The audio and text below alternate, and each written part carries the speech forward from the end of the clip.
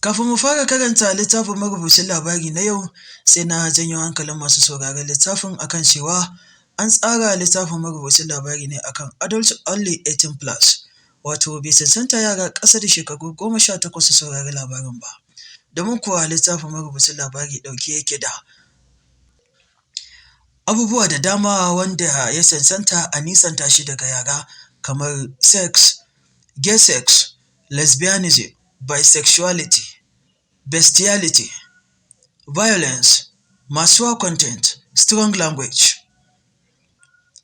Sannan kuma littafin marubucin labari ɗauke yake da supernatural and spiritualism, wato siddabaru da abubuwan tsaface-tsaface a cikinsa. Marubucin labarin ne Ismail Modibo, wato ni na rubuta shi, na tsara shi kuma nake karanto muku shi a YouTube channel na Dausayi Littafin Hausa da kuma Facebook page na Hausa Novels TV.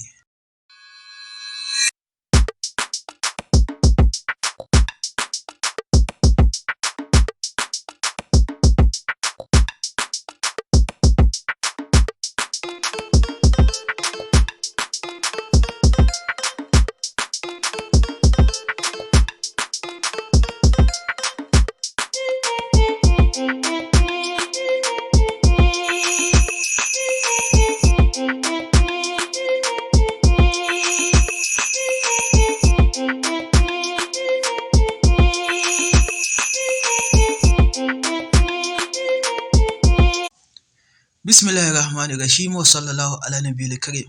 Masu sauraro barkamu da warhaka, barkamu kuma da shiga cikin littafin marubucin labari kashi na 22, wato episode 22, wanda ya yi daidai da October 22, 2022 a tashar Dausayi Littafin Hausa da ke YouTube da kuma Facebook page na Hausa Novels TV.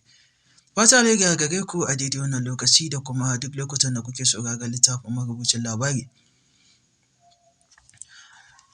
Suraj ya yi al'ajabi da mamaki yadda lamarin yake. Ya saki ajiyar zuciya ya kalli Baila'u da ke ta rusar kuka.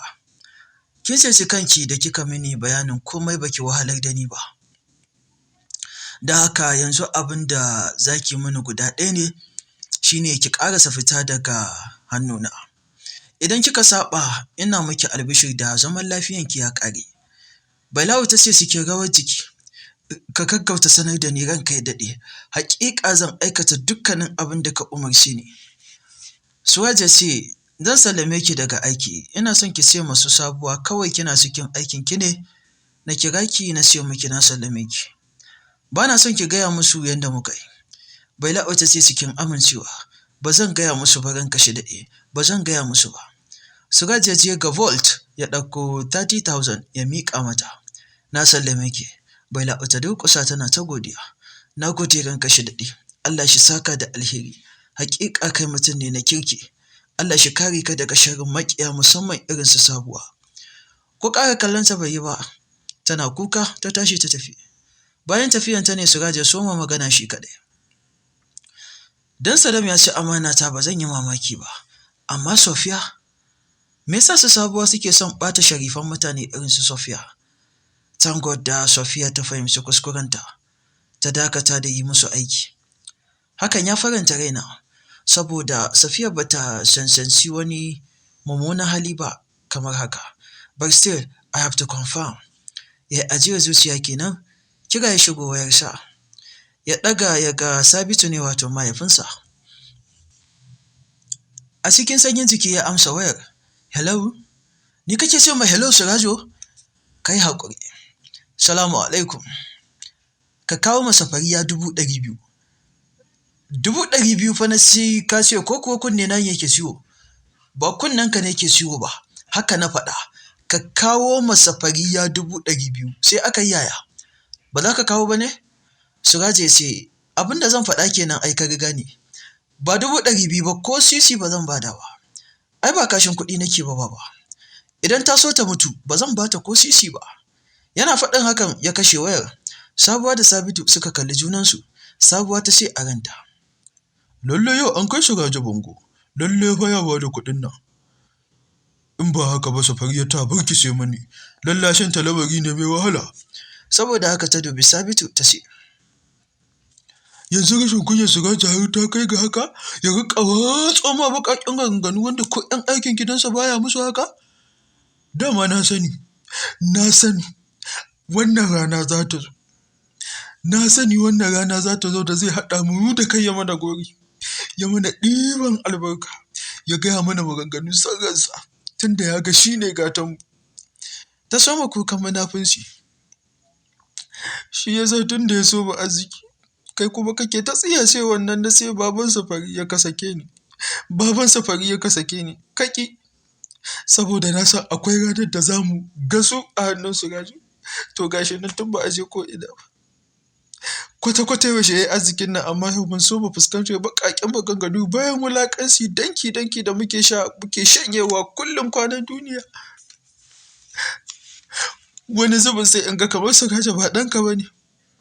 Duba da yadda yake ta keta ma rashin mutunci ba na tunanin ɗan da mutum ya haifa zai masa haka. Kuma ka tuna tun daga cikin Surajo yadda uwarsa ta haife shi a wata 3 maimakon wata 9 da ake haihuwa kowane ɗan adam, da abubuwan al'ajabin da suka biyo baya kai tunani fa. Na tabbata da abin da Sauda ta ɓoye ma game da Surajo, wanda a ciki akwai yiwuwar yaron nan ba naka ba ne. Share magana, ka kira shi ko dai ya kawo kuɗin nan ko ka tsine masa albarka. Sabitu ya ƙara kiransa. Surajo ya ɗauka a sanda ya haushi da faɗa. Saboda kai ɗan iska ne, tsinanne ɗan bara uba, ni za ka kashe ma waya bayan ka gama feso mini ruwan rashin mutunci? To ka tabbata idan baka ba da kuɗin nan ba, zan tsine ma albarka. Surajo ya ce, wasu kalar tsinuwa kenan? A iya sani na tsinuwa babu wacce ban sha a wajenka ba. To me kuma yayi saura? Kuɗi ne ba zan bada ba, that's all. Idan ka so ka ƙarar da sauran rayuwarka kana tsine mini. Inda tsinuwarka akwai alhaki baba da yanzu ban san rayuwar da nake ciki ba. Ya kashe wayar, gaban Sabuwa ya faɗi don fa ta tsorata. Karfa ashe Surajo ya fara gajiya da cin kashinsu. Lallai za ta ɓullo da sababbin dabaru, domin kuwa yanda ba shi da mata ɗin nan babu ɗa, babu wanda ya cancanci arzikinsa sai ita da 'ya'yanta. Ko Sabitu bai isa ya ci arzikin Surajo ba matuƙar tana raye. Abinda ta ayyana a ranta kenan.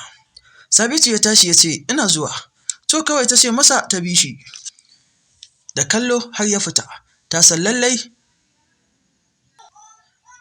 za a kwaɓa ɗanya yanzu nan, don haka ta yi murmushi. Ku ci gaba da kasancewa tare da ni a cikin littafin marubucin labari. Sauda tana bisa kujera, wata 'yar aikinta na tausar mata ƙafa. Sai wata ta zo ta ce mata wani mutum na sallama. Cikin mamaki ta ce masa ya shigo. Sabitu ya faɗo falon. Gabanta ya faɗi. Tun kafin ya buɗe bakinsa ta kore 'yan aikin, Sabitu ya soma da cewa, Sauda Surajo ɗan wajena. Sauda Surajo ɗan waye na asali ki gaya mani. Da mamaki Sauda ta ce, wannan wace kalar wawuyar tambaya ce, ɗan waye? Ɗan waye, don rashin kunya da cin kashin da Surajo yake mini. Ba na tunanin ɗan cikina zai mini haka, kuma ke masaniya ce kan yadda tun daga ɗaukar cikinsa karayar arziki ta riƙa zuwa mini, da yadda cikinsa wata 3 kawai aka haife shi, da abubuwan al'ajabi da tsoron da suka riƙa biyowa baya. Saboda haka ki faɗa mini gaskiya. Waye ya miki cikin Surajo? Sauda ta yi murmushin takaici ta ce, na sani daga ina maganar nan ta fito, daga jin yadda ka faɗe ta. Daga wajen wannan annobar take Sabuwa. Kaɗan kenan daga aikinta. Kuma ba wannan kawai ba, ina jira wasu maganganun ma da suka girma wannan Sabitu. Don na sani, matuƙar kana tare da Sabuwa babu wani alheri da zai riƙa ɓullowa daga gare ka. Sabuwa ta birkita ma tunani. Ka manta da cewa tun sanda aka haifi Suraj, DNA da sauran alamomi sun tabbatar da cewa ɗanka ne. To, ina ma za ka yi wannan tunanin tunda a gare ka akwai annoba irin su Sabuwa. To sai ma Surajo ba ɗanka ba ne, kaga kenan yanzu babu ruwanka da shi, tunda ni da kai mun rabu. Sai in nemo ubansa, kai kuma ka rabun mini da ɗana. A shirye nake kuma in tafi kotu in shaida cewa Surajo ba ɗanka ba ne. Don haka yanzu ba ka ba Suraju, ka fita daga harkarsa kamar yadda shi ma zai fita daga harkarka, babu shi babu kai har abada. To fa rashi yana neman juyawa da mujiya ya za ta kasance. Mu haɗu a izuwa littafin marubucin labari a gobe 23 October wato kashi na 23 domin jin yadda labarin zai ci gaba da tafiya.